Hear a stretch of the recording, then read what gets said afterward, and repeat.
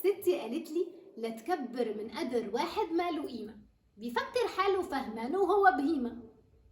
المثل ده مثل شامي وبيتقال لما بتدي لحد اكبر من حجمه او تقعد تنفخ في واحد كتير جدا، تقول عليه قد ايه هو بيفهم وقد ايه هو شاطر، وتديله قيمة وحجم ومساحة اكبر بكتير من اللي هو يستحقهم. اللي هيحصل ايه لما تعمل ده مع حد هو مش فاهم وانت بتديله اكبر من حجمه بكتير؟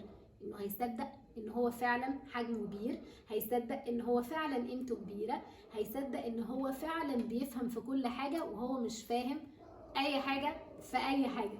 فده من اكتر الامثال اللي بتقول لنا نعامل كل واحد على قده، نعامل كل واحد على قد قيمته، ما نديش لحد اكبر من حجمه، لانه هيفتكر نفسه فاهم وهو ايه؟ يفتكر حاله فهمان وهو بهيمة.